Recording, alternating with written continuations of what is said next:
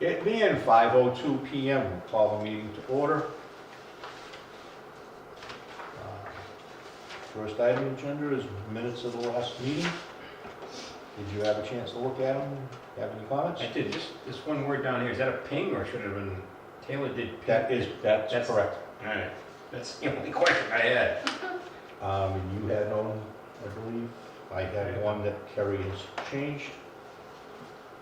I will make a motion to approve and accept the minutes of August 5th with the correction. And I will second. All in favor? Aye.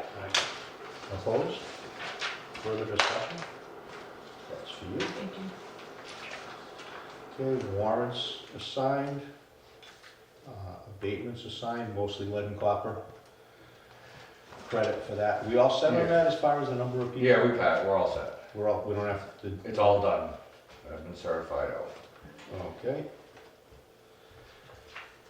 You should have an abatement for Bob too.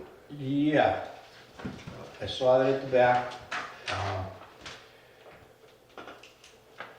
Instrumental in removing from payroll? Oh, well, you should have saw that note. But yes, he was kind of the catalyst, no matter how much, it was him that took everybody, because everybody knew Bob. Okay. But he had a house fire and lost the bill, basically? Yeah. All right. Oh, I got it. Yeah. Kitchen fire. What were you at it? Well, I was on it for 37 years. I kind of know what's going on. All right, next item on the agenda. James Hoyt from Me. Tater and Howard. Always the highlight, right? Yep. So, yeah, we have a lot going on, so just gonna run through project by project. I brought some rate stuff, so once we've gone through all the projects, I think it makes sense to then talk about that because the updates will kind of put in context where we are along the path for a lot of these costs. If that works for you. Okay, so kind of starting with the oldest project, that's the short-term PFAS improvements at Manly. As you know from the last meeting I came to, we saw unexpected PFAS in the effluent of our demonstration study unit. Just to reiterate, those levels were still very low and in compliance with the current regulations, but because they came sooner than we expected, we've been doing a lot of homework to figure out why and what we do about it so that when we go full scale, we have full confidence in what we're moving forward with. So I don't remember exactly where we were when I came, so I'm just going to start at the beginning of everything that we've done. But we opened up the unit with Wayne's help, got eyes on it, took photographs, sent those off to the manufacturer. Wayne and his crew put in pressure gauges so that we could monitor the pressure drop across the unit. And then we did some calculations based on run times to figure out how much water we've put through that filter since it went online, and then kind of extrapolated out how much PFAS that is. And essentially to kind of get the big picture to share with the manufacturer to say, this is the volume. It was less than 15,000 bed volumes had gone through. In terms of a mass balance, even though the raw water PFAS was higher in that driveway well than it had been when we did our design, the total mass of PFAS wasn't high enough that it should have depleted the media fast. And so it kind of pointed to one of two things happening: either the media doesn't work, or there's something prohibiting the performance. So I think what I said last time we still believe is that because it's off by a factor of 10, right, we would expect 100,000 bed volumes to be, not only possible, but on the lower end of what we've seen elsewhere. Jim, what's a bed volume? How can you? Yeah, so is that a cubic essentially foot or it's, something, or? yeah, so when we think about the lifespan of the media, it all comes down to contact time between the water and the media. And so when we talk about bed volumes, we're just kind of talking about how much water has been in contact with that media. Because the media being in contact, so it works in two ways. One is treatment. We know if we put the water through the filter too fast, there's not enough contact time for the treatment to happen. And if we put the water through the media too slow, then it can start to channel and find, some rat holes. So we have our loading rate. And then we also, when we look at, media life, we often look at it like how many full volumes of the bed. So it's not the vessel volume, it's the volume of the media itself and how much water has gone through it. And it allows us to kind of normalize that lifespan. So when you're looking at, different medias that maybe have different contact times and different sizes and installation configurations, it's often easiest just to refer to it as bed volume. So it's just a volume of water. So like in plumbing terms, like a cubic foot's like 1,000,000 gallons per cubic foot or something. Is there any way that? It's just the amount. It's just The a amount volume. Isn't the actual. So if you treated 3 million With gallons Yep. and your bed volume was 1,000,000, then you had 3 bed volumes. Got it. Right? So it's a fair question. We throw the term around, but intuitively it's a little abstract. So essentially what it's doing is saying, with the media life at our loading rate, we would expect this many bed volumes to be treated before it's all used up. And since we would expect 100,000, we got less than 15. We're off by like a full factor. So it made us question whether that was truly what was happening. If that is what was happening, then there's no way we'd move forward with the media, right? It means for some reason or another, your water chemistry doesn't work with that media, we have to pivot. Because that was so unlikely, we've really gone hard into what could be the performance issue if it isn't just the media being used up. So by looking at the differential pressure and opening up and looking, we didn't see any signs of short circuiting in terms of channeling or rat holing. It's not always easy to see, but in terms of how drastic, I shouldn't say drastic, how early it was, and how I guess just thinking like less than 10% life means that the channeling would have to be pretty significant to see breakthrough. And so if ever there was a time when you could be able to see it, you would have thought it would be something like this. I know that was a roundabout way of saying it. Does that make sense? Yeah. Okay. So we then sent all of that data to the manufacturer, which in this case is Adage. So we got the big guns on the call, so we got their attention, because they want to see why is our product so off the curve in this application, as well as Chris and Wayne. So Wayne Gendron, he's kind of like their sales rep, and he's the one who comes on the call to make sure we're all happy, right? And then Chris is their engineer. So he's the one who, like when we went out to design, was running models, verifying what he thought the lifespan would be, advising on the parameters. Comparing to the pilot test program and Yeah. everything else. And then we had all of their boss on the call. And as soon as we pulled up the images, they all immediately were like, whoa, blow that up. So even though we didn't see anything in the bed in terms of signs of channeling, they right away noted that the color and texture of the top of the media was not what we should be seeing. So we had them send us some photographs of healthy media so that we could just put eyes and see like, okay, what, do we agree that this is different? And it was. So what they would expect to see is a grayish tan media, and you should still be able to more or less see the texture of that, almost like a sandpaper, like a sandbed. In our case, the texture was smooth, it was glossy, and it had a brown, almost purplish tint to it. So their estimation, based just on looking at photographs, is that at least the top of the filter media is fouled up. And they suspect it could be permanganate. That's one of the chemicals we add for oxidation prior to green sand. Yeah. And so that, yeah, so when that breaks through, it'll often, show itself as being purple, in the water. But, it could also look a little rusty or, so there's their estimation is that it's most likely, the PFAS performance is due to this fouling, which is an upstream issue.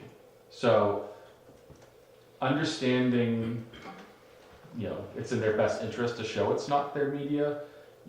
We kind of outlined with them all of the work we need to do to prove that that's the case. So we've come up with a plan. I sent Wayne an email that I'm sure he'd love to read. It was a long one with kind of all of these steps, but long story short, what we need to do next is take a core sample of the media. And what that's going to do is two things. It's going to allow us to take that, send it off to a lab. They're going to test and they're going to tell us exactly what it is. So if it truly is permanganate being overdosed, we'll know. If it's just iron and manganese getting through our green sand process and precipitating on the top, we'll know. And if it's something else, we'll know. The second piece is to see whether our fouling is limited to the top of the surface or if we've fouled all of the media. Because as you can imagine, the resolution is different depending on what it is. So almost regardless of what it is, if it's just the superficial fouling, what we would be recommending is a backwash. And in a perfect world, we'd find a way to just skim off the top and then backwash it. And what that would essentially do is reset the bed, and you'd most likely be back to day one, having non-detect. And if nothing else changed, we'd expect another 5 months of good performance. But understanding that we don't want to be doing this process every 5 months, it is really important to us to figure out what is causing it so we can fix the underlying issue. So just to kind of give a little bit of good news, assuming those assumptions are generally correct, it is a good thing for us long term, because what it means is that the things that are causing this to not work right now are things we're already resolving in the long-term project. So, if it's poor performance of the green sand itself, it's 20-plus-year-old media that we're replacing with new green sand plus media. So it's going to be better performing and new. We are eliminating the permanganate and going to hypo. So, if it's the permanganate that's causing the issue, we're also eliminating that. So when we move on to our full-scale PFAS treatment in the new building, the two most likely causes are being eliminated and addressed through the next step anyway. That being said, we can't just cross our fingers and hope that's the case. So we have to do a sampling program where we're looking at the water quality, I think both before and after the PFAS filter. And our team is working out a sampling program. It's going to be obnoxious. We're going to be looking at pH, we're going to be looking at the ORP, so the oxidant potential, so how much oxidant is still in the water as it gets to our unit. So in other words, we're putting the chlorine, we're putting the permanganate in before green sand, and that's oxidizing the constituents in the water that we're trying to remove through green sand. So when it comes to us, are those oxidants still there, or have they all been used up? Essentially is what we're going to be trying to measure. And then what is our iron and our manganese? And we want to look at it over the entire life cycle of the green sand process. So we want to look, when we're sampling, for our monthly samples, we're doing it at a time where it makes sense to do it. We're never taking those samples just before backwash, right? So one of the theories is if we are seeing this poor performance, it's not all the time, or Wayne would have seen at some point that his iron and manganese in his finished water is high. So it could just be an incremental buildup that happens only when we backwash or towards the end of backwash. So we have to do the sampling and monitor what our, what is our trigger for backwash. I think right now it's just on the timer, correct? Yeah. So maybe our backwashes need to be more frequent until we do our upgrades. Are we rinsing long enough before, completing the backwash cycle, and we're accidentally taking some of that backwashed pollution we've taken out and then putting it back, right? So we're backwashing, rinsing, and then it goes forward again.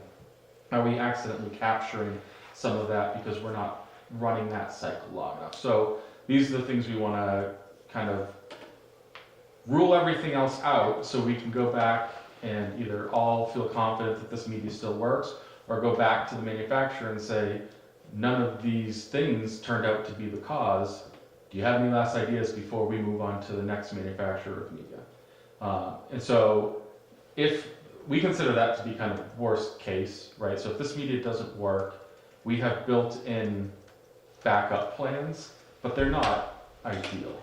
So when we put this short-term demonstration study together, we knew that the timing of when that started and ended and our next thing went on, that we were going to be somewhat already committed to our vessel size. So we set this up the way we did so that this long-term project we're doing can accommodate not only Fluorosorb, but it could accommodate other medias that have the same bed, empty bed contact time. So ion exchange would fit in the vessels we have. And then there are other adsorptive products, medias, similar to Fluorosorb. There's a corn-based product called Dexorb. There are others. So if we had to pivot, the work we're doing for long-term would still be there. But the downside is we'd be looking at probably a 6 to 9 month delay of putting the new plant online, because DEP would most likely require us to do at least some pilot testing to pivot away from the Fluorosorb to another media. Is it possible we could have got a bad batch of this? I mean, they would have to tell us that, right? So if none of this matters, like none of these other things turn out to be the problem, they would have to convince us that's a possibility. And if they'd be willing to come in and take the media out, put new media in, and show it was a bad batch and it would work. Is it possible to have a bad batch? I mean, I'm just assuming that. I don't think so. The way the I study- think we've had issues where startup didn't go smoothly at another plant because they didn't backwash. I shouldn't say backwash. They didn't rinse adequately before starting, and there were a lot of fines in, and so they were kind of plugging things up because they didn't clean the media well enough. So that's a possibility. But in terms of the media itself not reacting, I think that's unlikely. But if they take a core sample, whatever that sample you just previously discussed, will they be able to determine if the material that we purchase is, let's say, defective, if that's a proper term, or it's not doing its job because of the way that it was manufactured or whatever until prior? Yeah, it's a good question. I can follow up with them to see if they do any performance testing on the media. For now, all we know that they plan to do is like a chemical analysis of it. But yeah, we could ask, because it's going to a third-party lab. Good. But we could ask if we should also send them a sample, if they would, be able to do anything with it in terms of evaluating on their end. Now, what we got put into that is part of a much larger manufactured amount. They didn't just make us enough of that to go into that vessel. That's correct. So if that is a problem, Yeah. that it's bad material, we should be able to find out, because they're gonna have Yeah. problems anywhere that stuff went. Yeah, This is- I would agree. That's basically what the media looks like. That's what the top of the vessel looks like. I couldn't send it to myself because it exceeds the 5 megabyte thing. So you can mold. So that's just, We're growing mushrooms. so the specs right there, is that the purple stuff we're talking about, these specs? Do you mind if I can? Yeah, no. Do you mind if you're gonna be on camera? Yeah, so it looks less purple here because this is a picture we took with the flashlight. But those little Notches? potholes aren't terribly concerning. Like there's going to be just those most likely were air being released just from the process of them draining the water out. So overall, the fact that there are no, mounds or depressions or Yeah. anything, I wonder if I have another picture that shows it more purple. I mean, I have, but they're basically the same thing. Yeah, we get the idea. But it It doesn't doesn't look like look that. like, it doesn't look like that. Yeah, you should be looking down at fine beach sand, basically. Right. And basically, it looks like sand, that's Yeah. what. Just very expensive sand. Yeah. Yeah, so this one is, you can see a little more Color. the color without the flash going off. So it's kind of like a brown, like to the Oh, yeah. naked eye, You got rust. maybe a yeah. little bit of like a rust or purple color to it. Fascinating. So long story short, we think we're not going to just take the manufacturer at the word, but it all lines up, and from I think where they're coming from, it makes sense, right? And technically speaking, there's merit to what they're saying. And it could be something as simple as running the backwash longer or keeping it rinsed longer before we put the unit back online. Yeah. So we'll find out. Yeah. So the immediate steps, we're gonna coordinate with Wayne. We tentatively look like maybe Thursday, we're gonna come in and do that core. Because we wanna send that off ASAP. And, because if they can test it and tell us definitively what it is, that's gonna really help us, nail down where to look upstream. Yep. And it'll let us know whether we can do a backwash and, kind of get back to, non-detect for a PFAS. Which would be nice, right? Like, even though we're in compliance, if we could be back to zero, that everyone. And that would be also a good indication of what's going on. Exactly, If it does right. go right back. Exactly. Has that unit been backwashed on any kind of a regular schedule? So we don't backwash that So media. that's what I was thinking. Yeah. So it's not like we haven't ever backwashed that since it's gone into the basin. No, No. so And backwash. So anything that could be getting up there would be, could be a long time, it's been clogging a little bit at a time, which would be why we saw it kind of come up and start popping up. Exactly. Yeah.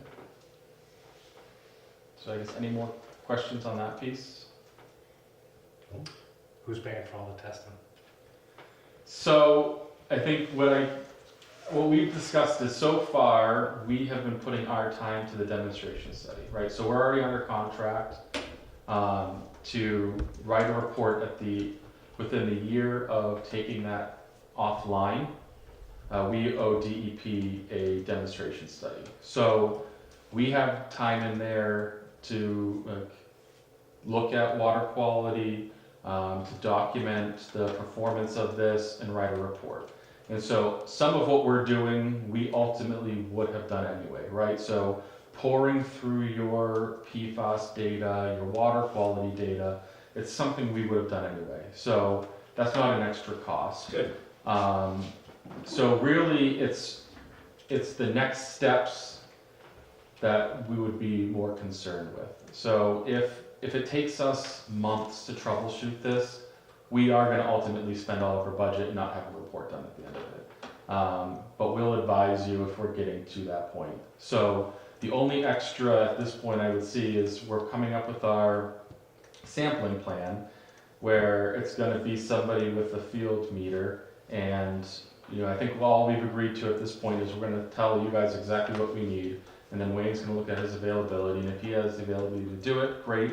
If not, we can do it, but we would obviously let you know what the level of effort is, and if it looks like something we could do in the budget without an extra, we'll do it. If not, then we would just advise. We're on a that- tight budget too. Right, trust me, we get it.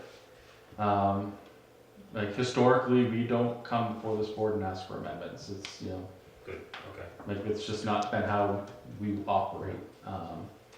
So, like I said, there's been multiple times things like this come up, right? We got hit with a surprise non-compliance and had to pivot. We worked with you guys to do your short-term compliance plan, your long-term compliance plan, without having to generate a new contract and secure new funds. by just kind of working with what we had. And so if we have any opportunity to do that with this demonstration study where, we can do as much of this parallel work as possible, and have enough budget at the end to do it all without an amendment, we're gonna 100% do that. But at some point, we can't do that and not lose money on the Well, project. you'll So- have to let us know with enough warning ahead of time that we can look at what it's gonna be. Exactly. So, yeah, we don't want to come to you after the fact and be like, so here's a bill, and a bill you didn't expect for X dollars. We want to be realistic with you now and say, I can't promise you it's going to be $0 to troubleshoot this whole thing, because it's, we're putting a lot of time and effort into doing this right. So, for now, we're doing it under existing contract. All right, good. That's good. Thank you.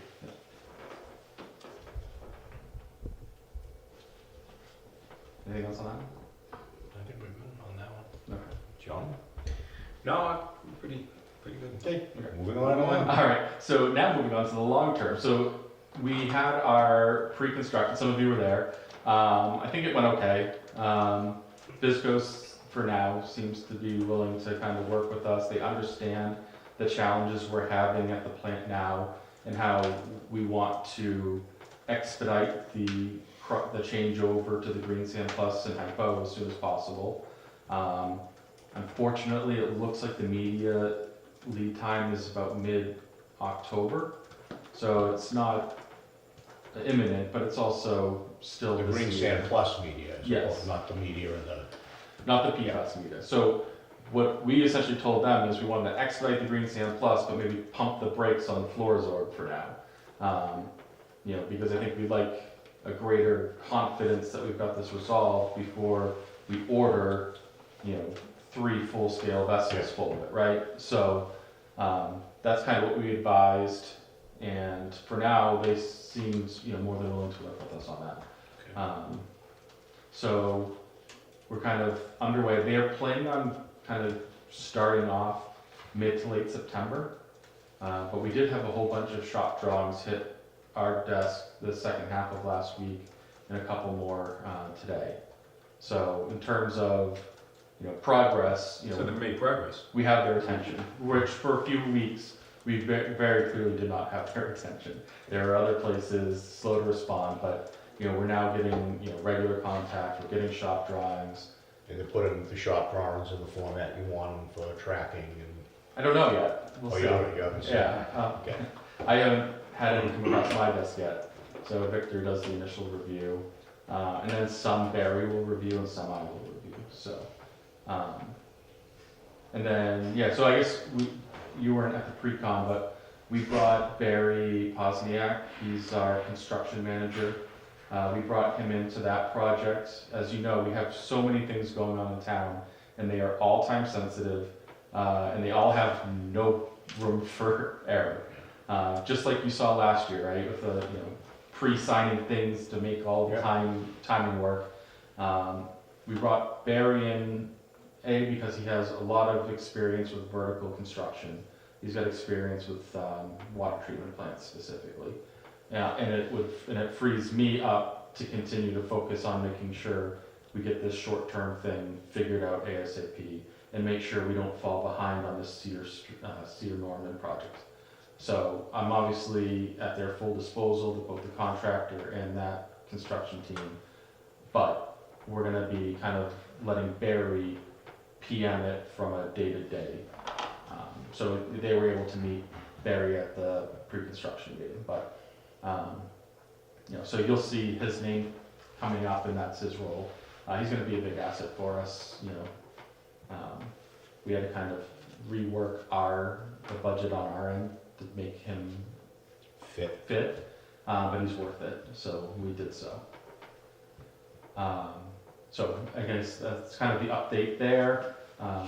That one, I think once we have people on site, I'll have a lot more to say. But for now, their construction, they've submitted everything we asked them to before the meeting. So far so good. We will have a change order going. At this point, we're anticipating it to be a zero cost change order. When we put the documents out to bid, we included the state wage rates, but missed the Davis-Bacon ones. So DEP noticed it after the fact as well, and said that from a record-keeping process purposes, it needs to be change ordered. And the Massachusetts rates are higher than the federal rates, so we wouldn't anticipate any cost impact, but we did notify the contractor that we would be looking for a no-cost change order to add those back in. So that would be something that you'll have to sign Okay. soon. But that's all I have on that one. Okay. Okay. So then pivoting to Sierra Sierra Norman. Norman. So this one, I think we kind of talked at various points. We're a little behind schedule in terms of our subcontractors. So in terms of our process, we've maintained a tight schedule. We've been on site. We hit our deadline for our preliminary drawings to you, and we're working on our 50% design. We are seeing a significant backlog with some of our subs, and to be completely honest with you, some of it's because we have 3 treatment plants that are all due by October 15th, and we are cannibalizing each other's schedules to make it work. So, one thing we've noticed is that, the sub work is probably going to be delayed. And so we just did kind of a reach out, like a feeler to DEP to say, like, what are they thinking about extensions this year? Because we had gotten an email from Patricia Arp maybe a month ago, just saying, hey, how are things going? Are you guys going to need an extension? Blah, blah, blah, blah. And at the time, we were just like, oh, well, we'll put this in the back burner. But, knowing that we were running, a little behind on that sub work, we were like, well, we're just going to put a feeler up there. We did this last time too, if you remember. Just say, we're committed to our dates. We're going to be awarded by June 30th. We're going to be out to bid this winter because the project requires it. We might just be, a little late on the drawings. And then, so we talked to her and she was like, oh yeah, no problem. You guys were the only ones who hit any of your deadlines last year anyway.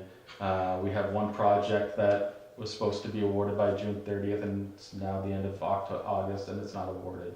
So long story short, she's not worried about it. So, with your permission, what we're proposing to do is submit a package at that October deadline, understanding that we'll then send a supplemental package at the end of November that would get us, caught up on, that engineering drawing side of things. Ultimately, we're committed to getting this out to bid this winter anyway and awarding by that June 30th deadline. It just gives us a little bit of wiggle room in coordinating that sub work. So if it's, Just concerned about the additional cost because of the delay. That's all. yeah, so we certainly wouldn't be asking for additional engineering costs because of it, if that's what you mean. And it shouldn't be a construction cost delay, because we're still planning on the same construction schedule. So there really isn't a cost increase for time on that. And DEP's not gonna take some away, if they're offering extensions, they're not gonna take funding away from it, based on it not being, and technically the submittal will be on time, even though it might not be. And did we increase the submittal to them since we lengthened the building and we changed the process to help with that KOH usage? So, yeah, good question. I thought I remember something about it, where you sent out a feeler to them. Yeah. I'm just trying to remember where that was left off. Because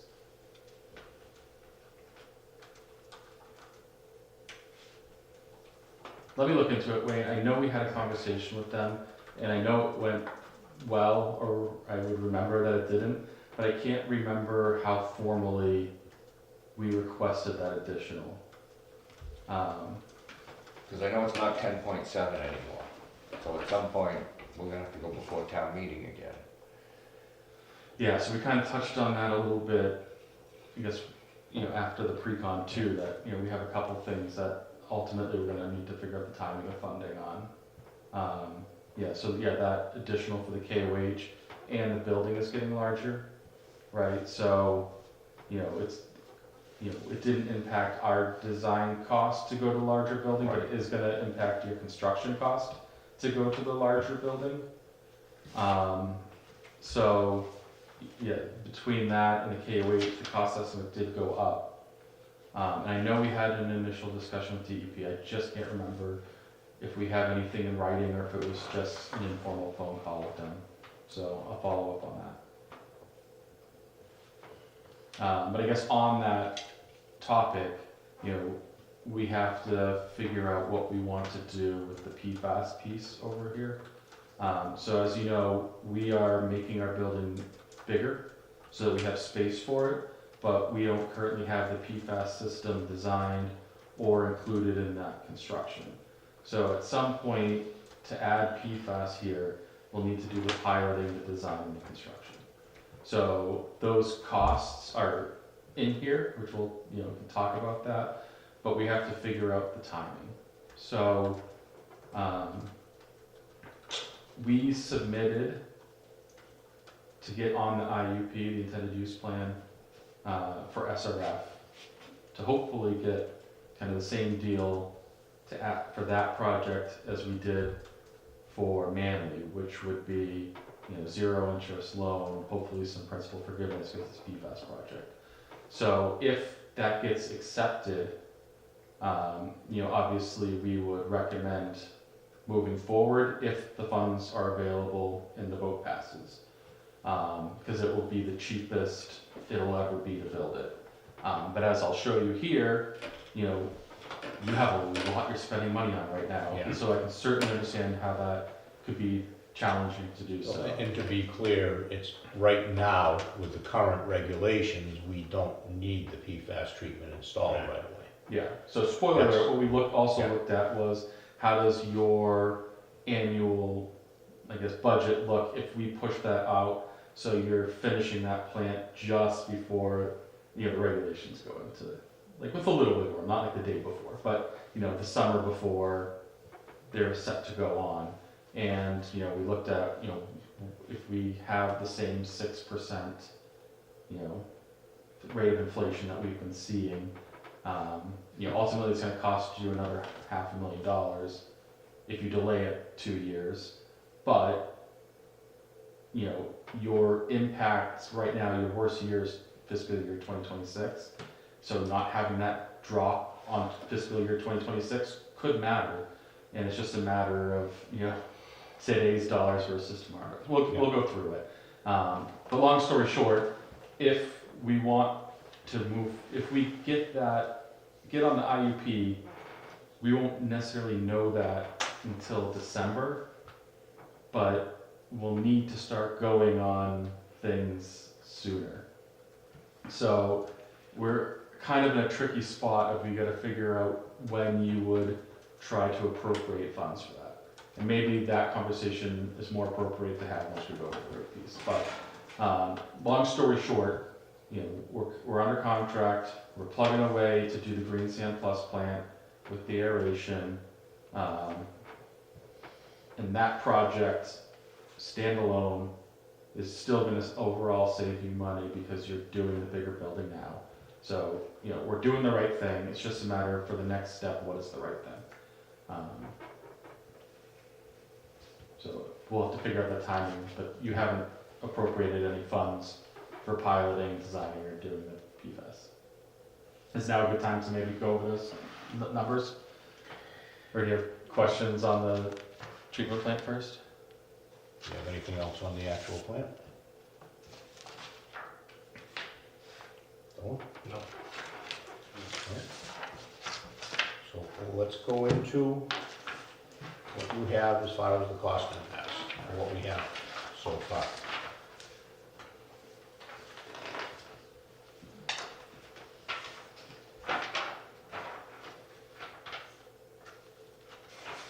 Struggling. You're nervous, Jim, that's all. Yeah, I know. It's money where you spend. You'll be nervous when you It's see the wonderful numbers for it. too.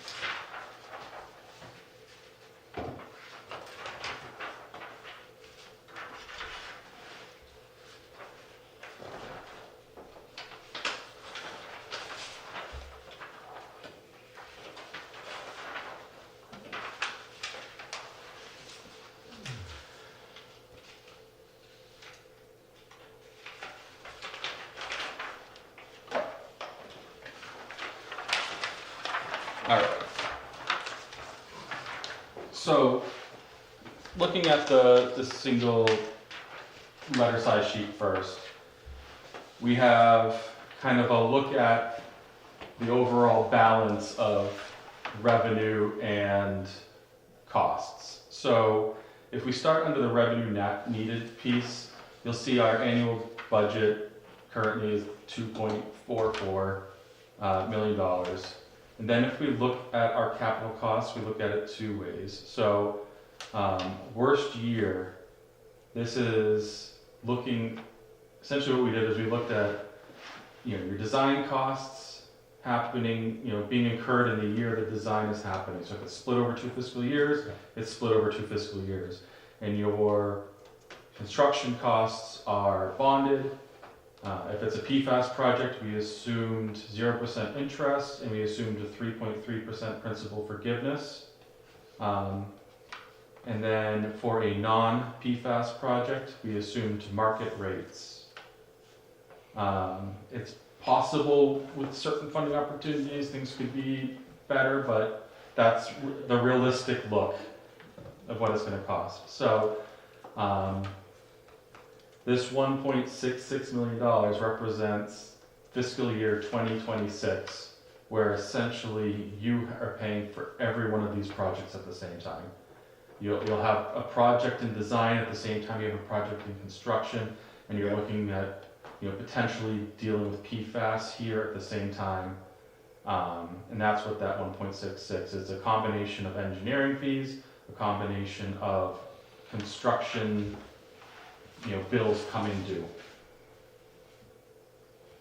And then if you look at the 5-year average, essentially we're looking at starting in fiscal year 2024 through 2029, because that's kind of that compliance date, and kind of where we're at. You're averaging that 1.2. So what it comes down to is your revenue needs to meet somewhere between 3.6 and 4.1.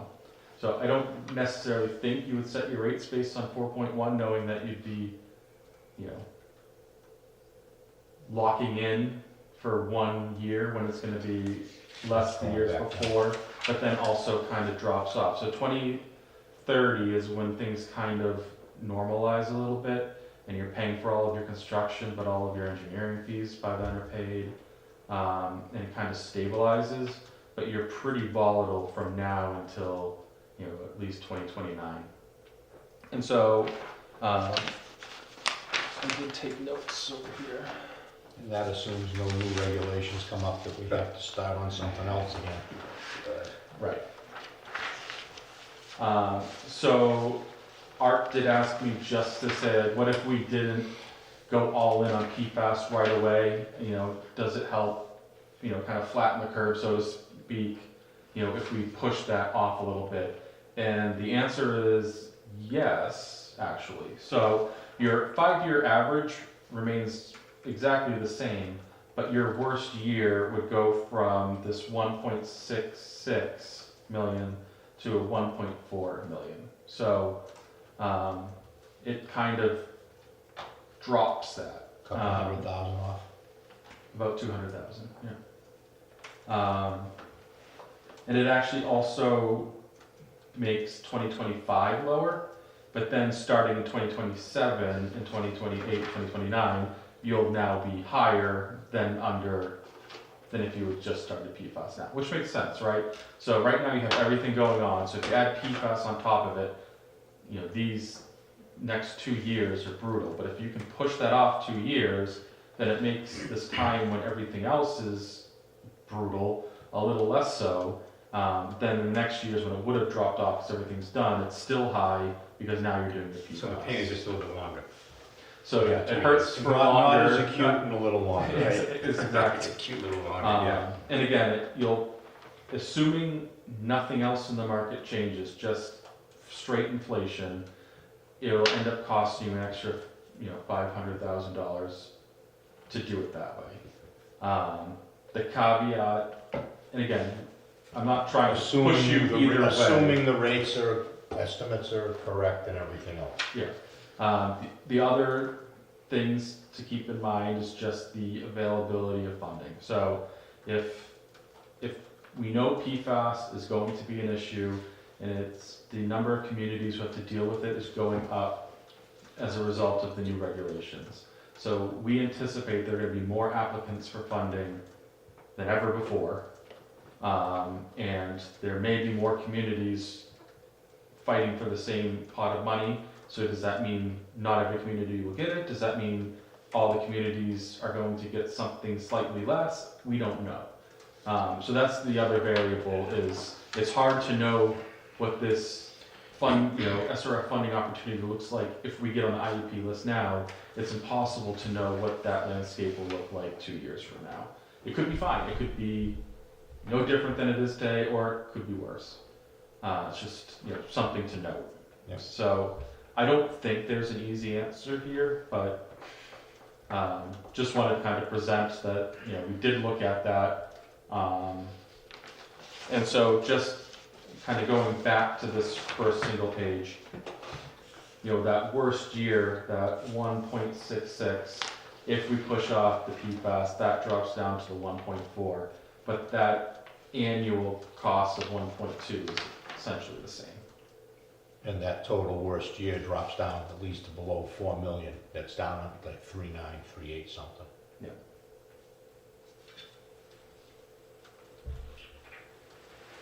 It also, by pushing it out, gives you some flexibility in how you ramp up your fees, because your worst year, is the same but it's lower. If you're, it gives you more years for incremental changes as well. So I think that's something you guys will probably have to spend some time on, and it's more of a philosophical question than an engineering question, unfortunately. Well, luckily we have a philosopher over here. Okay, perfect. And then just kind of show you what the big page is. It's showing how we're generating the revenue. So kind of in the middle where you see existing rates, this we updated based on the information Carrie provided us last time we were here. So this actually went up almost $100,000 in terms of what you're generating in revenue based on what we had previously shown you. I think another piece here that maybe I don't know, you'll have to tell me if it's significant or not, but we're not really capturing the bulk water storage. Is that a significant revenue stream for you? The bulk sales. Yeah. It used to be more, it isn't anymore. Okay. We kind of backed off on that, especially that's direct out of Manley Street, so with what's going on up there, we've been pushing them out anyway. Okay, all right, so, damn. I was like, maybe there's another revenue stream that helps, but no such luck. Okay. And so then you'll see the proposed rates here, and this is just what we had kind of pulled together as an example of what we could do. I think if we were moving forward with this, tiered structure, I think there's some massaging to do, and I think, I hate bouncing back and forth on you, but if you look on that first sheet, under typical water use, I think you guys asked some good questions about this last time, so we just threw a little analysis on here, just to kind of show all right, what's happening to someone who's using the right amount of water. And so using, so Water Management Act says a really good user is 55, but communities should plan on 65. Anything over 65, DEP gets mad at you. That's kind of their thought process. So we're using that 65 gallon per day threshold. 65 gallons per day. Per person. Per person, so. Yeah. It's 55 for design of septic system, so it's gone up. So people using more water. Well, it's 110 a bedroom, they don't do it So per two gallon. people. They don't assume 2 people per bedroom. Oh, That's what they have 5. all right. Just talking Board of Health numbers there. No, I get you, Septic because system stuff. I've done leach field design, I know where you're coming from. Yeah, so we use DCR when we do your population projections. That's what DEP allows us to use essentially. And so when we last did your population projections, for your asset management, we looked at, 2.6 was the average household size. So just essentially extrapolating that out, your average single-family home with 2.6 people using the mass standard amount of water, their current bill would be about $142 under the existing, but that goes up nearly 72% under our proposed structure to 244. And again, I would like to just point out, this is for illustrative purposes. We're not here saying that this is the exact structure for you. It's just an example of what a tiered structure could do. But if you look at that, our revenue difference is 108%. So, your average water user's bill is going up less on a percentage basis than your overall revenue, which means you're going to be chasing a bigger percentage of your revenue from the individuals who are using more water. And this swings two ways. That's kind of the crux of why tiered water rates exist. Is to get more revenue from the people who are using the most water. But as we know, oftentimes when you roll out a structure like this, there'll be an initial kind of constriction of water use as people get hit in the wallet. And now you're relying on revenue that might have an initial dip because people react to a higher water bill. Your day-to-day use won't change, and your people who are going to have green lawns, no matter what is happening in your watershed, probably aren't going to change. But the Right. people in the middle might not water the lawns as much when they see the new rates. So it's it's a significant impact.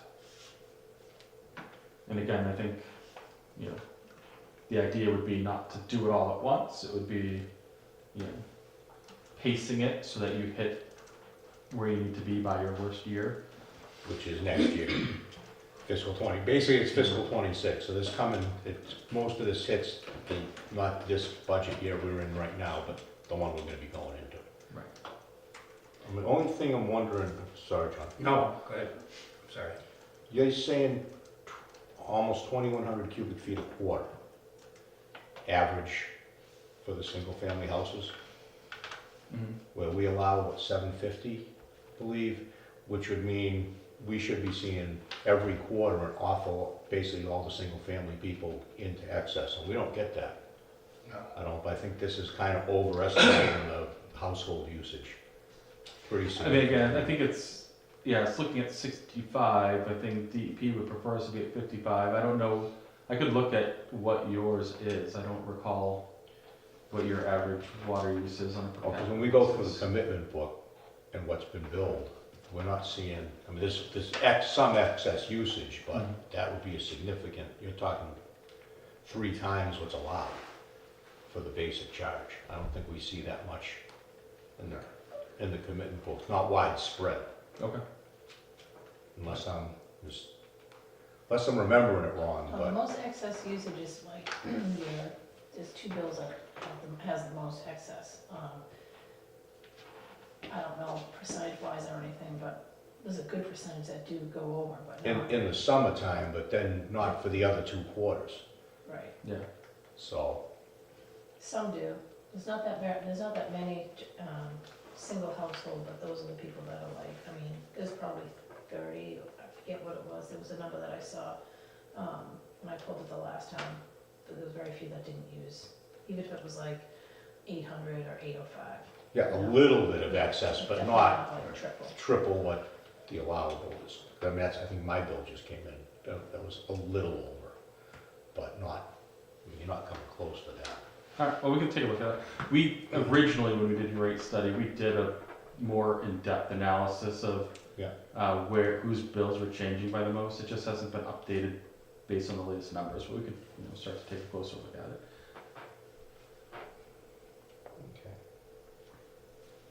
And you're looking at actually a good boost in the initial excess rate, and then adding another excess rate above it. Yeah. Same. So essentially you'd have 3 tiers, right? You'd have Yeah. peak, Yeah, tier 1 would basic, be tier under. I think we had shown going from, 750 to 675. I think you guys kind of pushed back a little bit, and I think, I think maybe we fall on your side of that, but maybe you don't move that down, especially if we see that, we expect people to use more than that. Again, I don't know if you're in town and your average single family is 2.6 people or not. I don't think so. So it could be we're overestimating it there. It could be that, again, you are better than 65. Your average water use could be better than the 65 that DEP allows you to plan I for. was thinking on population wise, though, I don't think we're running that high per capita. I say per we're at household. 54.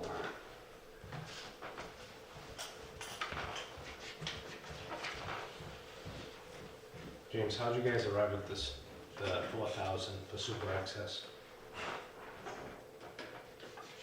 I don't remember. Okay.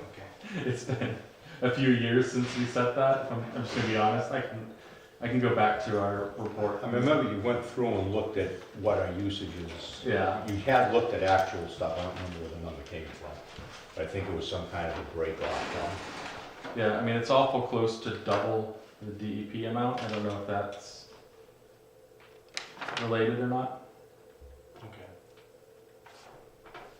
but I could get you an answer to that. Because we're probably gonna be looking tonight, not related to this, but related to this year's revenue, looking at an increase to start up anyway, which I'm assuming we'll keep with the same tiers, unless we wanna start talking about adding the second tier in, or rather the third tier in ahead of it. 46. Oh, that's really good. So you're averaging. We're gonna have to try to pull this out over the next rate setup to try to get what we need for this. Thank you, James, for doing all this. It's gonna take some notes to remember to follow up on. So just to recap, so our annual budget is 2.46. Worst year, we need an additional 1.6. So like at 4 point something, 4.1 million worst year, and then if we do average it with it. So that is a significant Yeah. budget increase. The 72%, is that the number that I heard, 72% increase?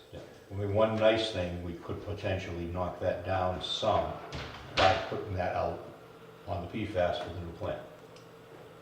If that, that delays, it gets, we don't have to spike to get that first year. Right. Well, we wouldn't have to And we- spike by like 200,000 or whatever it is, a couple hundred Yeah, thousand. it's No, I get it. anything we can, No, but that's something, we don't need to decide that tonight, that's something we can discuss as we go.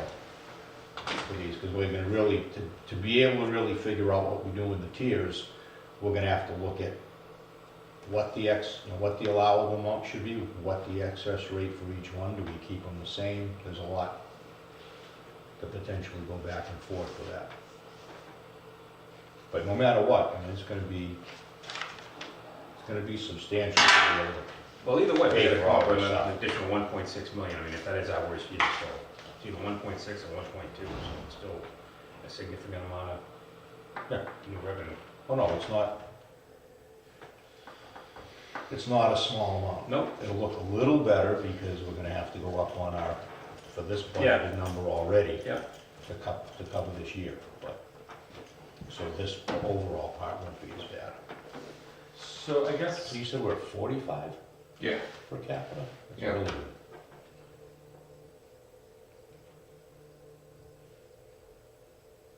It's on silence. Oh, it's you, okay. So I guess, do you have a breakdown is it something you could share of your budget, just so we could make sure we're not double counting? Yeah, we should. Just because my only concern is, again,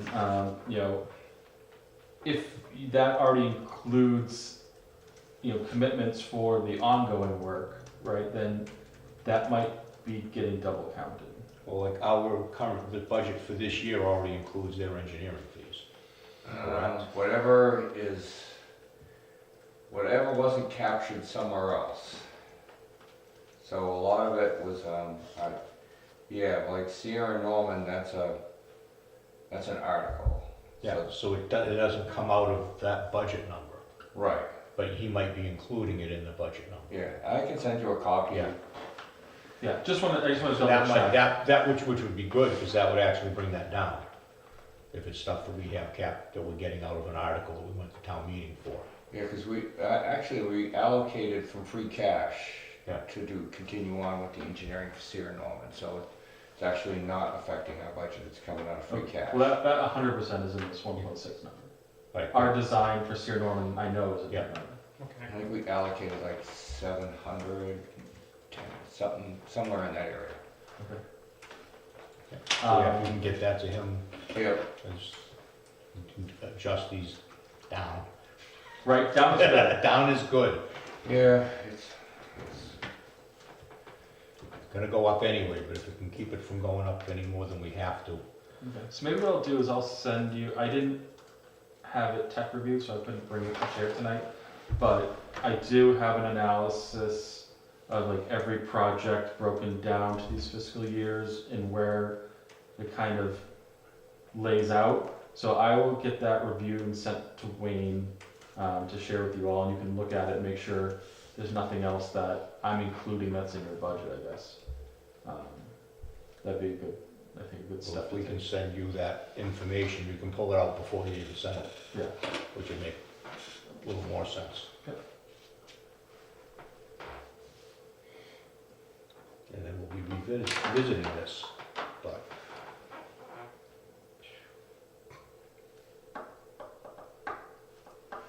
Okay. Yeah, so I guess That's gonna change. the PFAS thing is there, we applied for it. If you get it and you still decide not to move forward, we don't have to accept it, we just have to let DEP know when the IUP comes out that, we're not gonna be moving forward with it. And that's December Yeah. timeframe for that? Yeah. Would not taking it basically disqualify us if, for a couple years later, or? Not necessarily, right, because we, at this plant, we did that, we said no, and we came back the next year and said yes. For this plant, because the timing. The only issue is if we wait till December to make a decision, it's gonna be awful challenging to by October have piloted and designed the PFAS piece. So, that's the only driving force, schedule. And I haven't mapped that out to say when the drop dead date is we have to start to get it done by next October. I can look at that if it's gonna be part of our. I mean, it'd be good information for us to have if we're starting to try to make that kind of decision. Yeah. Plus, at least for that, we've already appropriated that money through the article. Right. For that work. I believe, the piloting for PFAS wouldn't be. No, We'd that's have not. to do that separately anyway. Yeah. It's special. Like that would be the one piece that we might need to start before December, right? Like we could maybe wait to do the design, but if we wait to do the piloting until December, then there's just, I don't see You're not gonna any have it. chance we're gonna get the pilot done, get it approved by DEP, then start design and be done by October.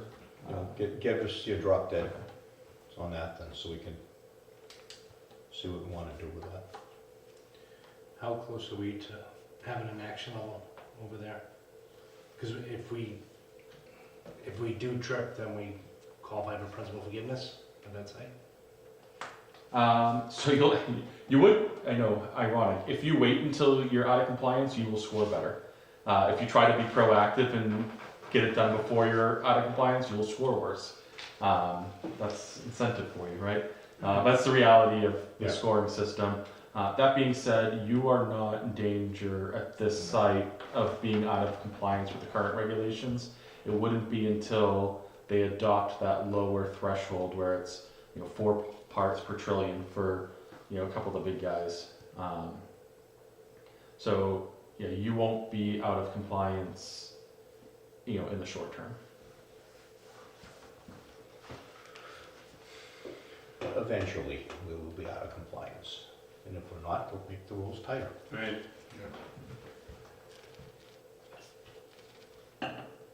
And actually, with those multiple wells, will we be able to blend to stable of it, potentially, if we had to extend it out? I think once it goes to 4, I don't think so. The 4 is basically gonna kill us. Yeah, I'm pretty sure. How long before they bring it down to 0? Well, lucky for you, they don't have the technology to Oh, measure it that Great low. test. So until they can do that, And just everything non-detect. That's why 4 is the first number that they can actually Detect. verify. Great. Verifiably. exactly. Where essentially it's at the detection. Until somebody makes a better meter Yeah. or a better test, and then we'll do it again. All right, do we have more questions for James? No, On thank any of you. this stuff? He's throwing a lot of stuff at I us, know, as usual. I know.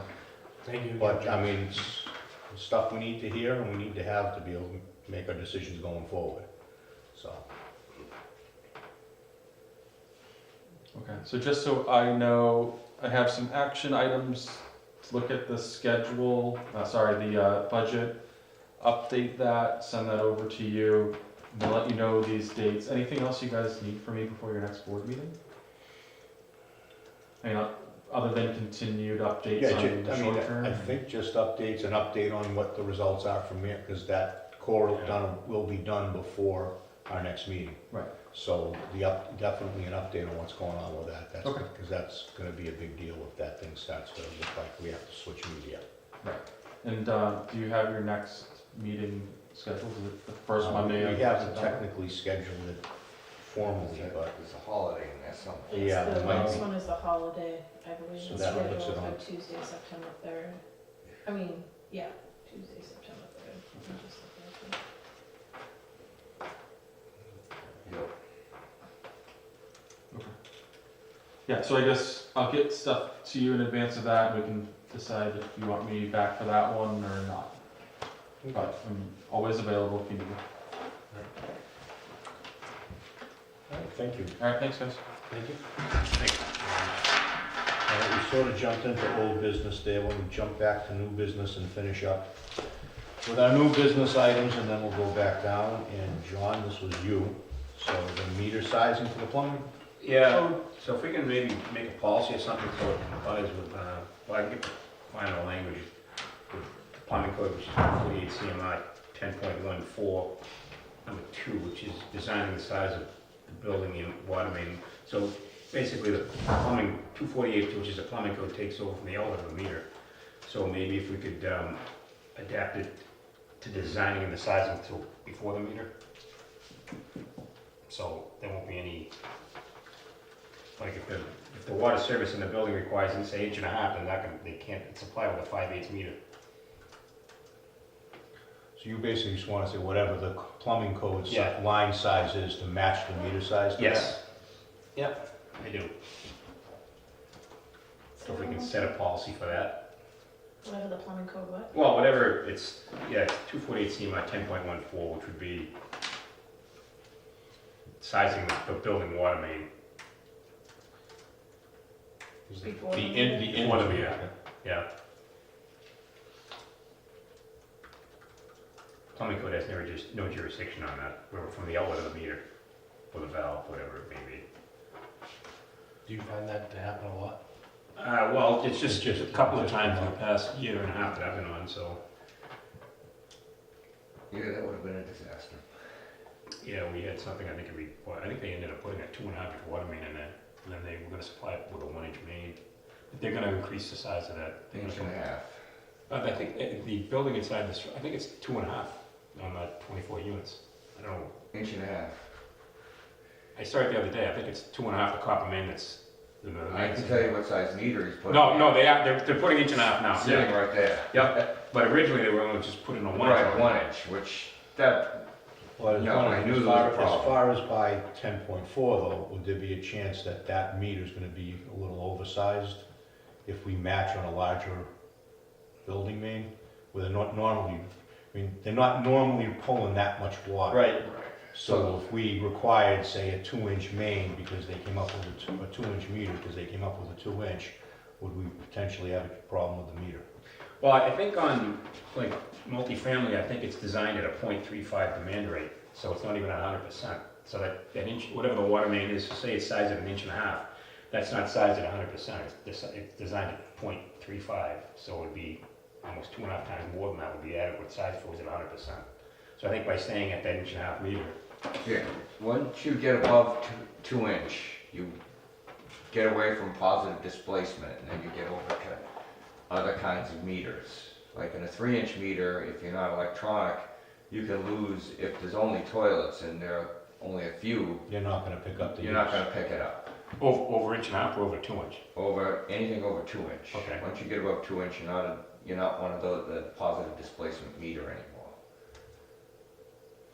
So as long as we keep the meter, I mean, I can't foresee anything with coming in with a couple hundred units into the town, well, yet, which would need a, The problem is, like, Yeah. some of the bigger warehouses are running a bigger size in and then reducing down in front of the meter because they don't know who Right. their tenants are gonna be. And typically, they're not using a ton of water anyway right. on those buildings. No, warehouses don't. But then again, whatever is size, so if they bring in 4 inch into the building and say they're only using 1 inch for, half a dozen toilets in Right. that space, they only need, say, either probably a 1 inch Yeah. at that time. So whatever the main that they're supplying would be adequate to supply the meter. So whatever the maximum is for, say, an inch, 1 inch line, Right, or 1.25 inch line, might be yeah. a 1 inch meter. So it's not like they're gonna be running on a 4 inch, if they bring into the building 4 inch domestic water, they're gonna run a 4 inch water main. And then they don't use, No, they're paying for that main that they're putting in from the street once. right, You don't wanna put something in that might be too small.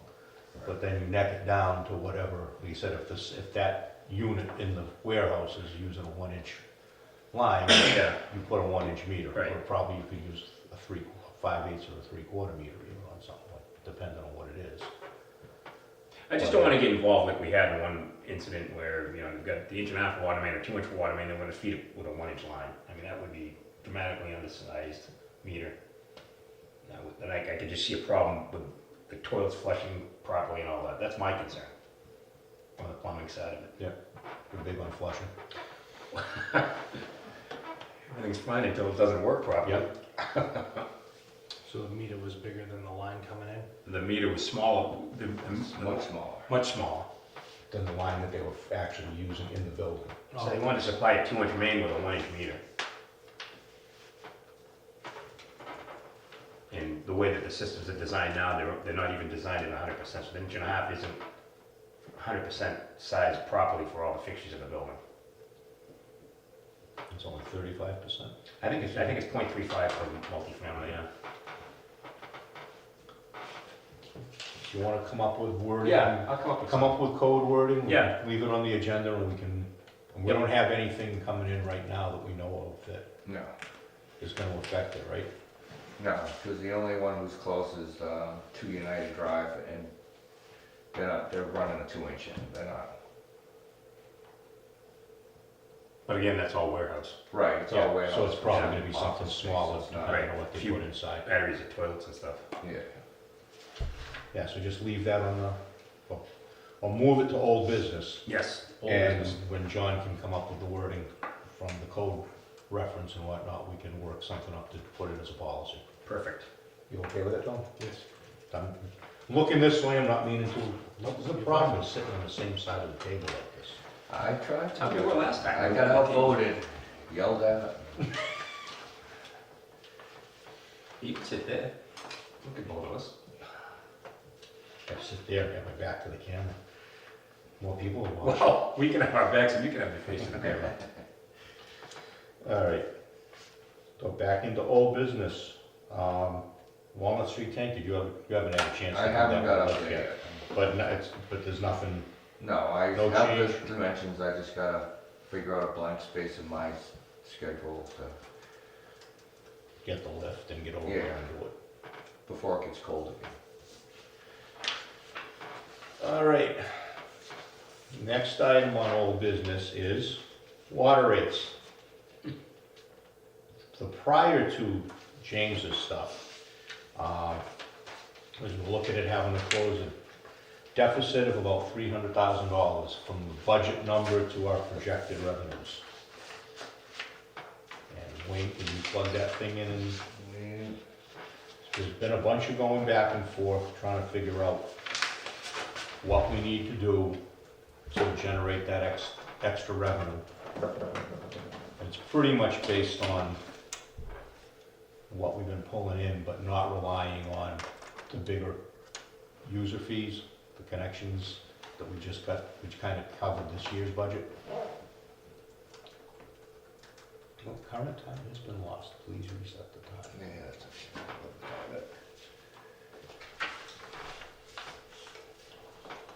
Alright, so that's basically 2023's numbers. That's the only available data I had at this time. Yeah. And we have the revenues through '24. So I think, why am I looking at, oh, there it was down the bottom. Okay. And this was you working through with Kathy for the numbers that I had seen about the, Yeah, and then David had chimed in too, because they know that we made our budget basically by a tie-in fee. yeah. And the reason we have to deal with this one right away is because it deals with the town being able to set their tax rate also. So we've got to get it all kind of pulled together. Where's the other one? Thought I had one more piece here. Yeah, here it is. Yeah, same page. All right. So one of them, I think, if you added $30. Alright, Into- I'm just gonna shift it down. Okay.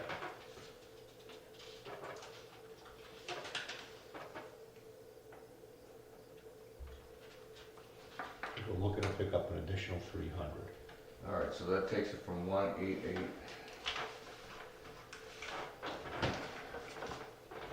And fixed fees.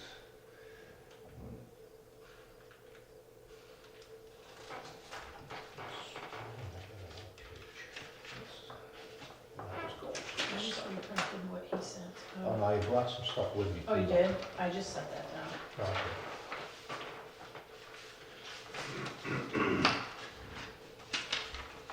So $30 is $294,000 in extra revenue generated. Is that $30 per quarter Per quarter. So it's per residents. quarter. So it brings the basic rate up to $90 And then, per quarter. and then proportionally throughout the whole rest of that spreadsheet runs. Right, then you see, after that, multiples of 4. That's where my issue was with the sheet, but Yeah. you're getting it up so I can see the final, rather than multiplying 4 times your final number. But like it goes 90 for the one unit, it goes up similar for the 2 unit. Right, it shifts So right down. that, what you, the 30 that we're talking about isn't 30 for everybody. Right. It's proportional Yeah. to the others. Yeah, the only ones that might not affect you won't see here reflected, and it's not gonna be, would be the parks. Yeah, but that's not a significant amount of. Right, then I tried to stay, there were a couple where I got negative numbers, which meant they never even used there. So Matfield Woods is one, and there's an 11-unit business that, so they never they never used their minimum. So that's why that thing with the numbers he was giving us doesn't seem like it's quite Right. averaged out. Yeah, and Matfield Woods, they had an underperforming meter that we just replaced out. last year. Yeah, that's the new vault you guys put in, Yeah, and that's been working fine ever since. yes, but the meter they sold us to, Badger, was underperforming. So that's why I have all of our major master meters calibrated every year. Yeah. When he calibrated it, which I tried to get him to do right when we installed it, and he said, no, that's a new meter, we don't need to. But the next year when he tested it, it was underperforming by 30%. So it cost us, well, and if Yeah, so- they're below the basic charge by a Yeah. decent amount, we might not have been, Right, it would have been didn't lose close. any revenue anyways, Right. really. Okay, so we basically make it with a $30 increase Yeah, with no change to the to the other. Even though we only have 3/4 remaining. So this is going, so the data populated in the sheet is usage generated from fiscal or year 2023, so from January to December. That's the only year I have full usage of. So you're looking at that. going forward, yes, we're already through We're our, gonna have to go basically on 2 months, on 10 right, months. you're gonna have So one we'll big have to bump usage it a month little bit. left. And then you drop down to everybody goes back to non-usage during the winter months. I think November is our next building. November 1st. And this goes, If we adjust the basic, that doesn't matter. That doesn't matter at all. no, it doesn't matter the basic charge, but you still have to go from, that basic is based Right. on an annual. But you wanna keep the two, if you look up there, you see generated from basic, generated from excess. You don't want those two numbers to be the same. Yeah. You want the basic to be bigger than, and that's always been our issue when we have a wet summer. We're not getting enough revenue Right. out of the excess. Although we don't have to worry about that because nobody has working sprinkler water sensors, so they never shut them off. But yes, you want there to be, if there's a knee-jerk reaction and the economy goes south, you're still generating your revenue. You don't. Yeah. You need to have a solid base. But now that, you're saying the $30 gives us how much additional revenue? So that What gave was the us, number? what's still there, 294,060. 294,060. But that's if it was for the full year. Right. So if we pass that today, it could start being generated in September? November. Yeah. See, it can't make it into September, October. For No, this. it's And then already- it's built in November November. 1st. You're already in, so if you passed it today, it's in the November bill carries it forward. But that November bill covers September, October. Yes, yes, it's backwards. It's, Yeah. Yeah, it's September, October. October So 15th is the reading date back to the first one, August 1st. August. So it would have been August July 1st 15th through to October 31st. October 15th are the reading dates. Because you need time to generate the bill. Yeah. We generate the bill ourselves, we don't send it out. So we start that as of September 1st. Right.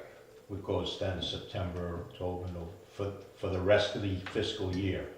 How many months did that give us? That's September, October, You November. only So send then out one bill.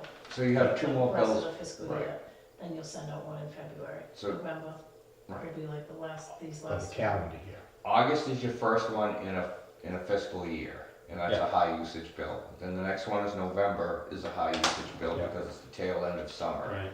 Then you get into February. February May. and then May, which are low usage because you're in carrying through the winter months. Yeah, You're so- still generating excess because it's tough to stay in it. Like, only when I'm in my house by myself do I drop under or right at.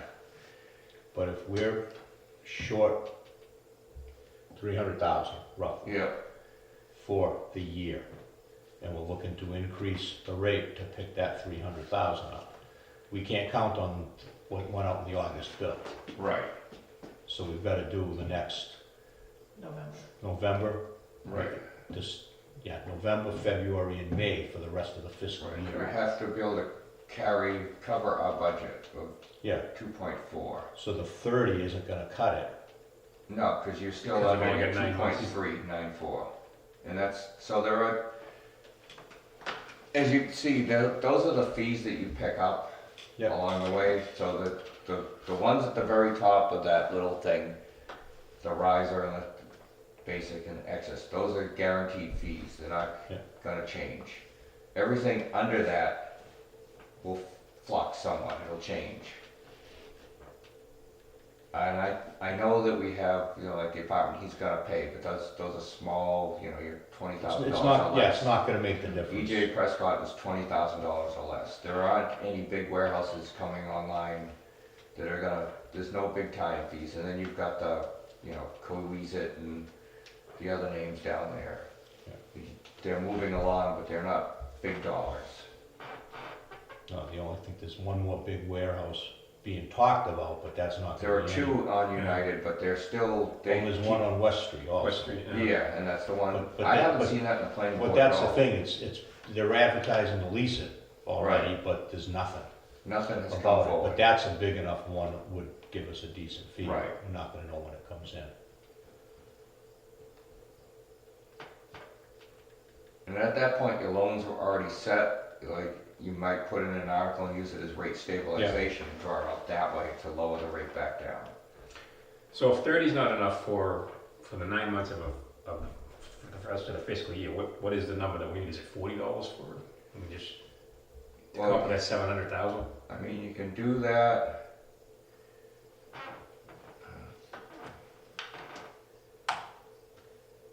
Yeah, that didn't change it much either. What was that? So I just, Can't quite read what that says. I changed the cubic footage by 50. 50 cubic So it went up to 800 if I look down, hopefully, but it didn't look like the number got that much bigger. Yeah, it did go up to 800, but the dollar value didn't go up that much out of that. We'll move it back down. Just make sure we don't price gouge. So that's that's still at the 750. Yep, All right, so if we went up 30 on the average, go up half a buck on the excess. $50 on the, oh, Let's see where that brings us.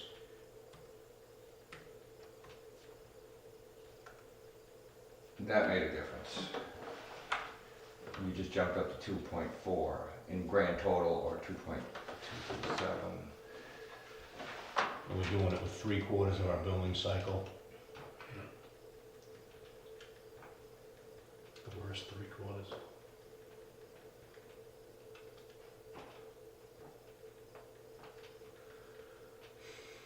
Can you tell us how much we've collected from So that changes, from that bill in that August? brings in 355,276.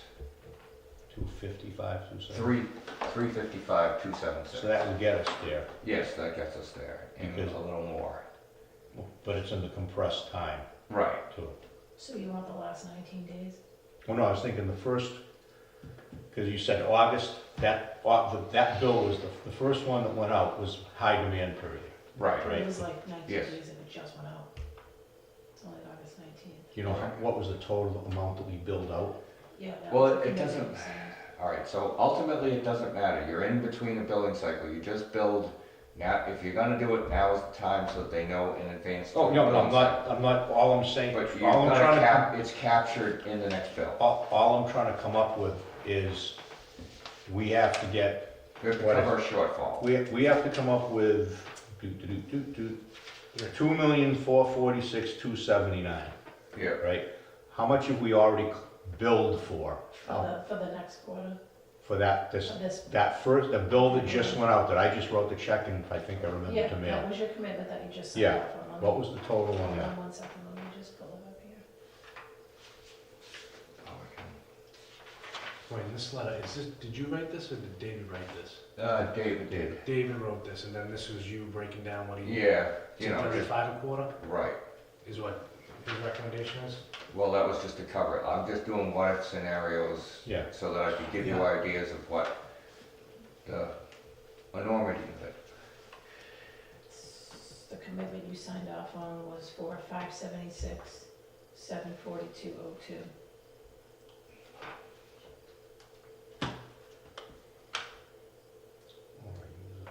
Actually, I should have come out of, Is it 12 times? 576, 74202.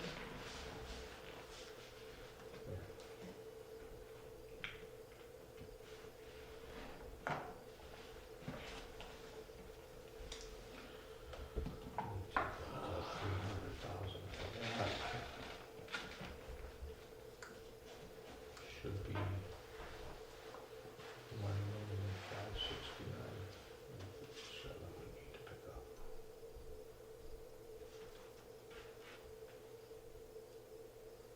Because that's.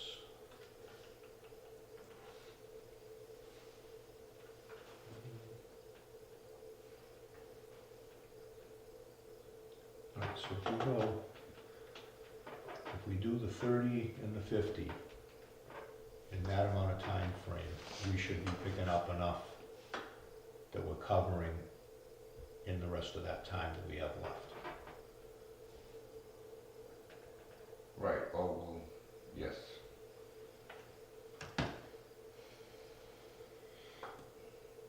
Because that doesn't come out as neat as I thought. Because that's, How much is that? that's just a commitment for the billing. So what is 30 and 50, does that give us more than 300,000? For the remainder of This- Across a year, yes. So we're already 1/4 out of the year. But a high quarter that we've already, should have already been Right. billed out. So it might drop back down to the 300,000. Yeah. 'Cause Because you get, the basic is guaranteed, Right. Yep, and so. well, that's why we've needed to get the basic collecting more, because we're Right. always living off of our bonus, which isn't a good thing. But if we take that, that's what I didn't pick up, I think, 2446, 279 was the budget. We're assuming 300,000 of that is gonna get paid for by the other fees. Right. So we need to generate 2146, 279 off the rates. We've collected 576, 742, well, assuming we collect. Assuming, yeah.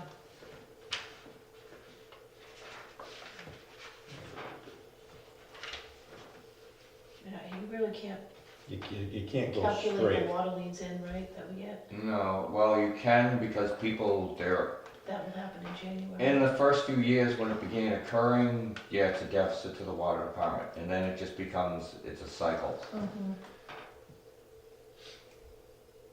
Unless you have a real economic downturn where everybody sends out the tax lien and then problems begin. But it's catastrophic, it goes right through everybody, Right. it's just not our problem, it becomes a town's issue Yeah. too.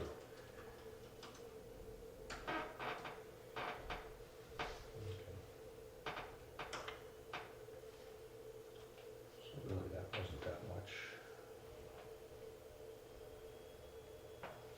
We still have to collect that 3 times in a row now for the next 3. So if we're running, so how much a quarter does that generate?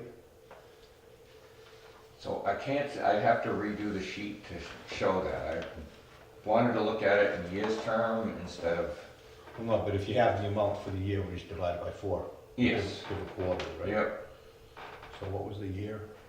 We generate So if you look up at the, 2, you can look at two numbers, but I look up at the revenue total line, the 2237, 735, where the fees aren't added in. yeah, And that's, if you divide that by 4. so that'd give us about 560, which is more than, yeah, that works. Because right now, we need to pick up. Yeah, it's 559, so. Yep. And we need, divided by 3, we need about 523 a quarter. Yeah. So that'll pick us up to where, that should get us where we need to be without a problem. Right. And still not make it all on, I'd rather have at least some of it go into the excess for now than, Yeah. whack people too much, getting everything out of the basic, because that's a 50% jump in the basic rate. It's a lot of, Right. So along with this, I mean, there should be a letter going out also. That Yeah. This is where we got Dylan mad at us last time. But explaining the projects that we have, that this is not the only rate increase, this is not covering our Yeah. construction, it's to cover a budget shortfall. I started working on something, but, I'll send it to you when I get a little more, and then somebody can finesse it out a little better. But you just need to explain it to them so that they know that this is this not. is the actual budget based on Right. what we've been seeing for increased costs on Right. the chemicals, on everything. It's all Yes, like basically everything went covering through the roof inflation. and it's not coming back And we down. hit it in our budget when we went to town meeting to get the budget Right. approved, but the rates aren't gonna be able to cover it. Right. So now we have to go up on the rates to Yeah. cover the budget. I mean, that's, unfortunately, everyone's in the same boat Yeah, with all of it. Okay, so do you have a number that we can, I mean, that number, again, would have to go to what, 35, I think, was figured to do it all in the basic. I'm not comfortable with doing that at this point. basically shifts everybody by that, so. Yeah, residential's up to 90. Yeah. And now, this way, we're not changing the amount that they're allowed to take at this point. Everyone's got the same basic. We're not starting the second tier, or rather the third tier. We can discuss that when we look at it in terms of the financing stuff, which is gonna be starting next year's fiscal year. Yeah. Because the rest of the stuff now we've already covered either through the budget or through articles. Right, so we should be good on that. What did you project the 3/4 to produce? We need to generate 523, And and we're generating what? 559. 559. Which gives us a little buffer in case there is a reaction to the Right. excess and we actually lose some of that money. Yeah. So we're not, don't wanna cut it too close, and at least that way it's based on Yeah. usage, Yeah. not just on, straight up on the, basic rate. And from looking at, I mean, the numbers that, James had given us aren't in stone, there's gonna be a lot of change, but we're still gonna be working our way upward from that. It's not like this is covering our future stuff. Or at least going in that direction. I'm comfortable with that number. If you guys wanna look at other things, feel free. I'm not trying to dictate what the numbers are gonna be here.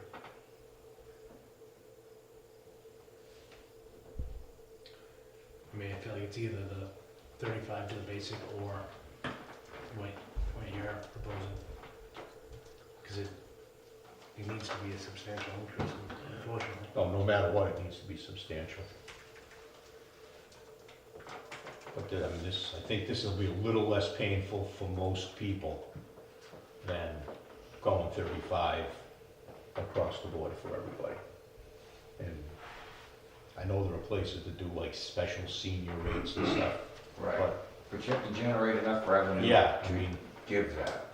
and right now, we're not really at a point. I think we might, as we're looking at the future part with this, other tiers and stuff, we might be able to look at something like that.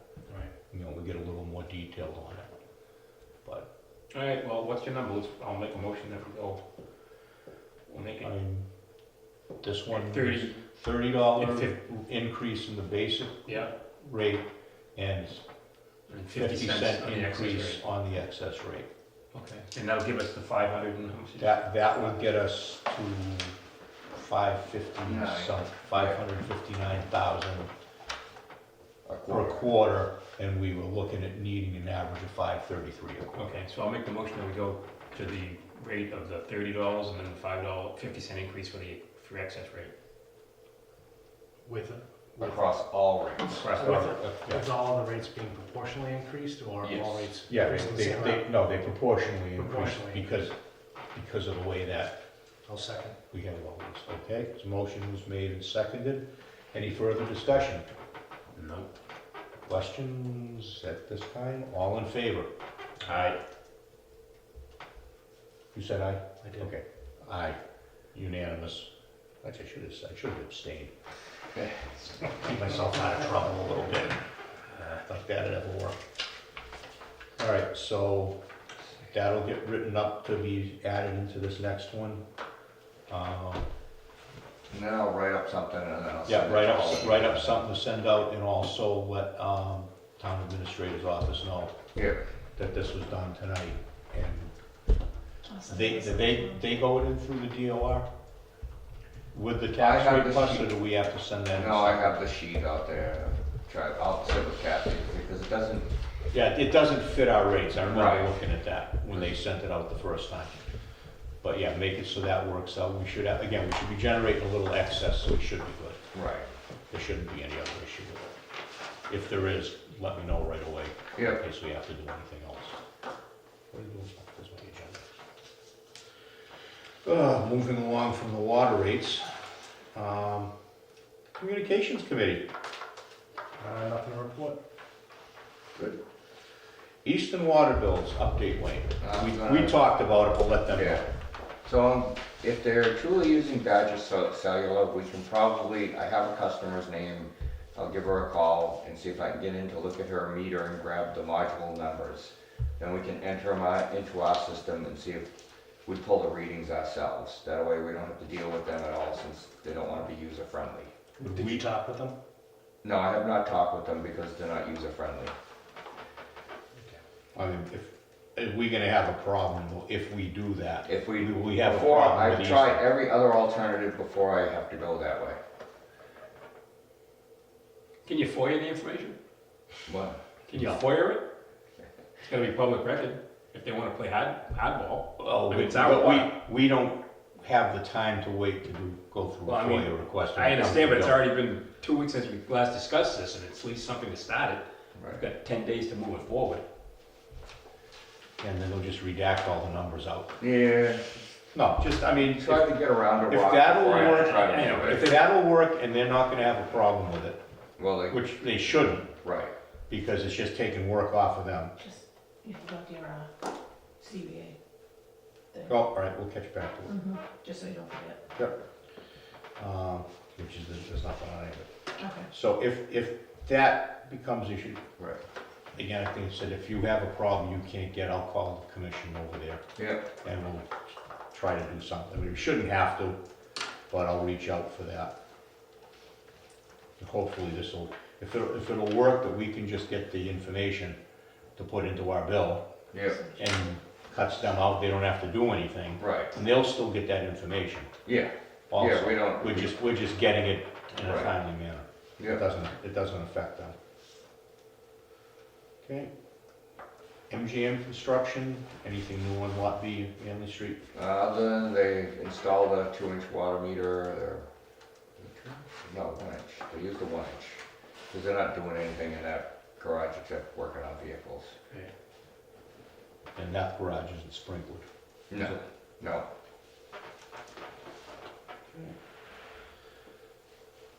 And again, if you have a question, speak up, I will. because I'll forget to turn back. The car wash, No, I thought we were gonna remove that, because you asked for peak demand, they never answered me back. That's why I kept it on, because we didn't get the answer. Yeah. Yeah. Yeah, because they want a big service and it 3 doesn't inch. make sense Right. as to why they need it. Do we have plans on that? I have not seen plans, because they kept updating the Lincoln Street plans. I've been trying to keep on track, but I don't think I've seen anything yet. I sent them an alert, because I remember the original plans showed them tapping for their water where they weren't actually working. It was closer to 401 West Center Street. So I kind of alerted them that however you're showing your water line coming into your site, it's in the wrong spot. And then I never heard anything back from them. All right, so basically, we shouldn't be, I'm trying not to be involved because I don't want to be. Yeah. But then again, if they need it this year, when's the road cut period end? Well, November. So, and they don't seem to be in any hurry to open the road. no. I know they have the pipe and they've got the hay bales, but they haven't been moving there. Yeah, it did begin work on the South Elm Street end. So that. Yeah, I drove by there yesterday. Actually. They looked like they were getting ready, they didn't think Yeah, they'd they- actually done anything. Well, they kept sending me through the very thing that Pour or whatever the name of that software is that they all use. Procore? Procore. Yeah. To approve stuff, and I'm like, I don't have time to read your stuff. I sent them a copy of my specs and said, use it. And I finally figured out how to do the approvals. I mean, they're just basically shop drawings of stuff. Yeah, they'll tell what pipe they're gonna use, what Right. fittings, what, Yep. well, leave the car wash on in case something comes up. I wanna see, Yeah. that bugged me, that size of the man. I'd like to see what's going on over there. And I don't think they've done anything to Board of Health with that either, have they? I saw a drawing somewhere. I know that well, they're recycling the water, so I think Yes, they Yeah. send out that big packet Yeah, of if they're drawings. recycling the water, they shouldn't need that biggest thing. Right. That's what doesn't make sense. All right. Go back to what Kerry graciously reminded me I missed. Just that Zero Matfield Street appeal is just still Oh, yeah. on hold. So there's nothing new on that. Which that will go, which is everything that's on the agenda. I wanted to thank you, Wayne, for your, the time you've been spending on all this stuff while you're trying to get the rest of it done. Because I know time is getting tough here. And anything you would like to bring up tonight, Dylan? We should probably add job posting to the next meeting's agenda and at least announce on camera Right, that we yeah. have some openings in the water department, if anyone's interested. How do we post that? How can we post it? So it begins with a 10-day thing internal first, so anybody else who works for the town that Yeah. might want to apply. That goes to Linda. Yeah, because she sent me an email and said, and I told her, yeah, go ahead and post it to them so that they know. I don't see anybody jumping across, because you have to get the licenses. Okay. Not that, maybe, but I don't think so. So, we pay them to go to school to get the licenses, so. Right. I mean, that shouldn't be a detriment for somebody if they wanted to. And I did reach out to the school, but they don't really have a job board either, because they're trying. I'm still looking at it, but you can't go in and handpick somebody, so. No, but let them know. If So that, there's an avenue, I'm still looking for it, but Well, school's out for the year anyway, so I mean, whatever starts next year. in the Right. science class, but-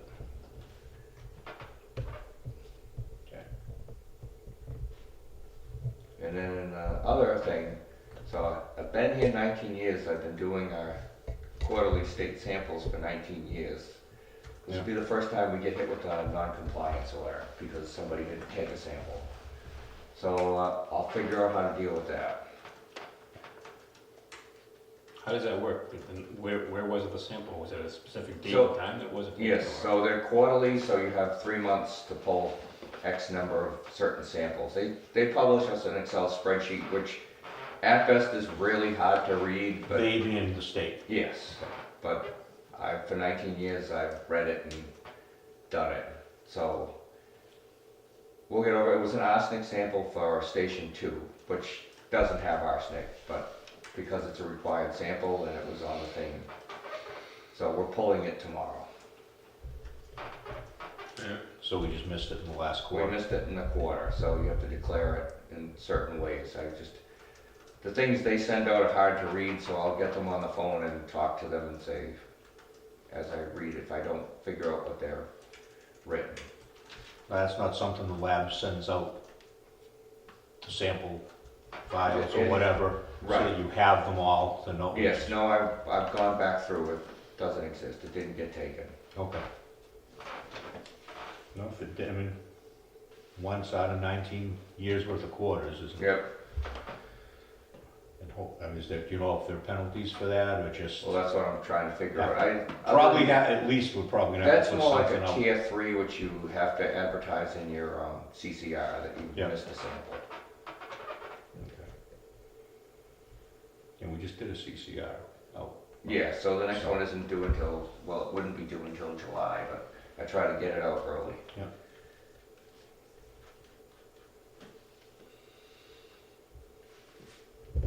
anything else? No, that's about it. John? Not that I can think of, I'm good to go. Carrie? Next meeting, Next meeting, will be on Thursday, September September 3rd. 3rd. Tuesday, September 3rd. Because Labor Day.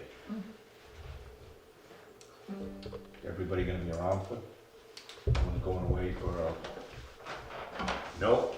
Not till October. I will make a motion to adjourn. I will second. all in favor? Aye.